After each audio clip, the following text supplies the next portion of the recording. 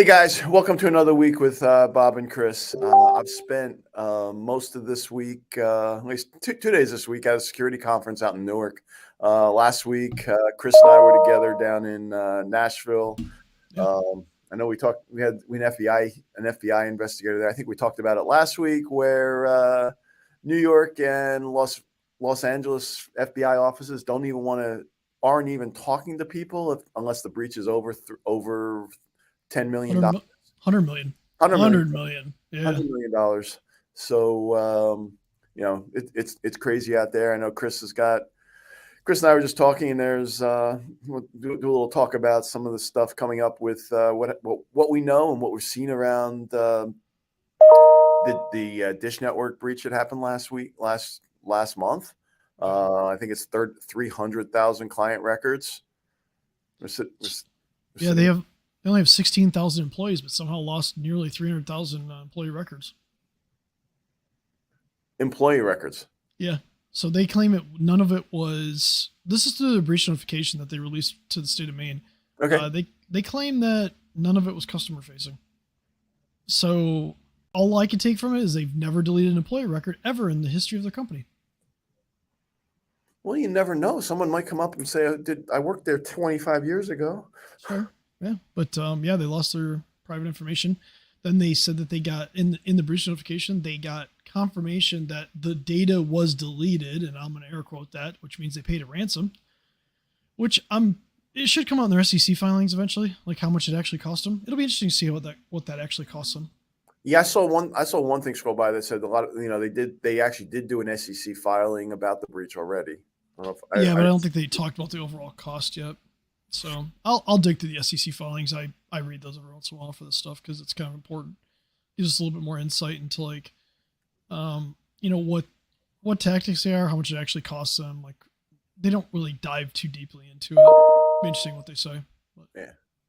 So Chris, one of the things at the conference this week, there was one speaker we had up on stage that actually started doing a deeper dive with some of the dark web stuff. I know a lot of people hear about the dark web. No one really ever sees it. A lot of times we talk about it just around, that there's credentials and stuff out there, but it's pretty crazy. Some of the stuff they showed this week, where there's now marketplaces out there where, for $2,000, you can actually ruin somebody's life. And if you search hard enough, you can do it for $500. Probably. And the bottom, guys. And it was crazy because it was they had the $1,500 recommendation there to ruin somebody's life, or a $500 one just to give them some trouble for a while. And what was the $500 one? Just give them trouble for a while. I guess they weren't actually putting the child porn on the person's computer and distributing it. I'm not sure how. So that was actually the documented one where they were actually going to load it up with child porn and then start distributing it from that person's computer and then he's like, oh, I don't know how it got there. So nothing terrifying about that situation. Yeah, that's crazy. And then the other piece we had out there was there's you got the ransomware groups out there that they're out there. Are they really launching ransomware? Or are they just trying to pound their chest that they got into somebody's network and not necessarily doing anything bad at this point except grabbing the data? Well, so we know, I think it depends, right? It depends on what they find. Dish Network clearly admitted that they paid a ransom. It sounds like the city of Dallas is being threatened with their stuff being released. So, Oakland had their stuff released. So I think it really just depends on the target, like what kind of information they get. Maybe they are beating their chest, but you know what? When they say they're going to release the data and then suddenly it goes quiet, makes you wonder how were they really lying or were they telling the truth and got paid? So anything's possible there these days because we've been teaching people to make sure they've got backups so they're not paying the ransom, and then the ransomware groups are just releasing data that they get out without having. Well, they also attack the backups.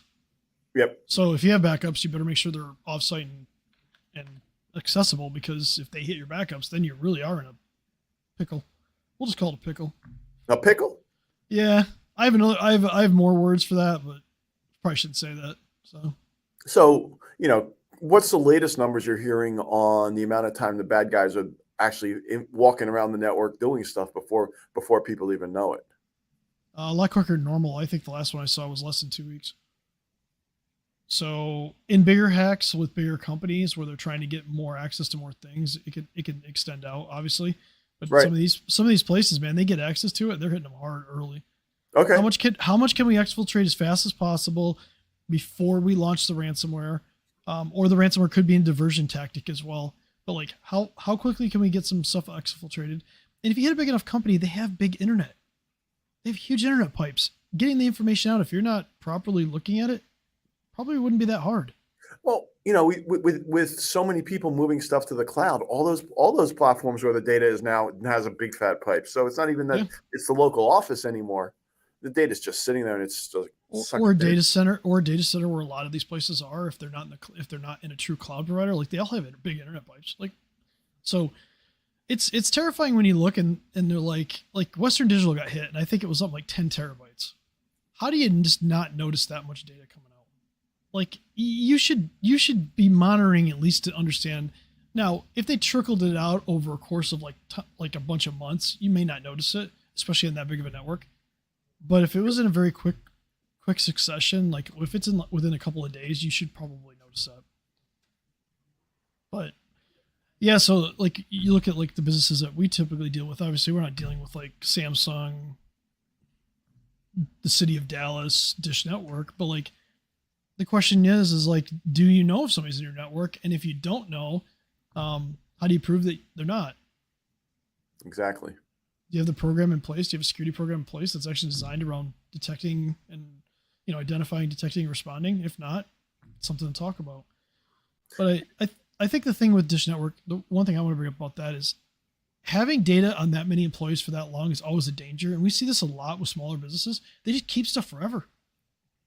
They keep information forever that they don't necessarily need to keep forever. And in a situation like this where you get hacked or somebody does something malicious, like it brings more risk to you as a company.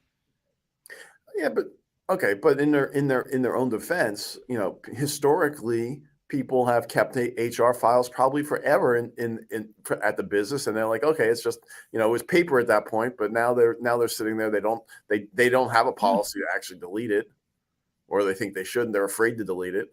Well, which So is I thought, fair, but legally speaking, I mean, speak to an attorney, but like, what is your actual requirement to keep that information? right, Like, I I get mean, it. I didn't attend college for like 18 years, and I got an email or I got a letter a few years ago from them that they lost my social security number. I hadn't I been there in 18 years. Like, how do you lose that? Why is my information on a laptop that got stolen out of a car? because Why? you are part of the alumni. You're a part of the alumni list now. Look, being solicited for more money from that university, but the university apparently do have as a data custodian has to maintain that data so that they can verify that you ever attended the university. Yeah, but it shouldn't be on a laptop in a car No, it unprotected, shouldn't. It shouldn't be. You're right. right? So that's just, obviously that's just bad practice and whatnot. So, it's same thing with like this. We rely on so many companies to take care of our data. At what point, like, look, Meta just got slapped with a $1.6 billion. What was it, $1.6 billion? The fine they got hit with for data privacy. It's crazy. 1.3 billion, sorry, for privacy fine. We don't have that here. That's in the European Union. At what point are we going to get those here? Well, some of that stuff is really coming down the line right now with the FTC safeguards for a lot of businesses that are out there. I just saw that New Jersey Department of Banking has added some new regulations very similar to the FTC safeguards, Yeah. where now the audit, but in this case, the auditor is going to, when they do their banking audits, because apparently I didn't know this, but banking auditors can give some place 1 day's notice and say, "We'll be there tomorrow to review everything." It's going to make it So pretty hard to scramble to get your program around in one day. yeah, right. Not that anybody does that or anything for auditors. But so the states are definitely acting more and more on their own. Hopefully, there's going to Yeah. be something something more global. And I think that's part of how the FTC is reaching out, trying to put such a broad scope on what they have. And yeah, but that's tied to people with doing financial, basically non-banking financial. There's so many companies out there that collect data on us that aren't like all these data brokers, right? That have all this information on us. Yep. Where's the fines for them? Right. And it's something that has to be answered at some point.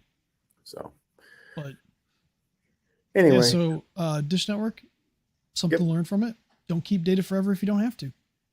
Pretty simple. Have a policy in place. Make sure that, because look, paying for 16,000 employees for credit monitoring is one thing. Paying for 300,000 is a little different number. A little different. Who knows if they had cyber insurance at this point? We don't know all the details. Obviously, that stuff hasn't come out, but maybe they had cyber insurance to pay some of it.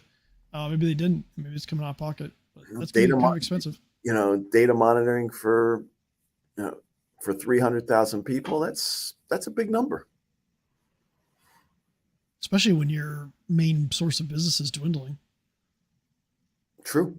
I mean, they're in transition. So. Anyway, I think a great question to throw out there this week is really, guys, if you do you actually have policies in your business for data security, both retention, destruction, incident response plans? If you don't, let's talk.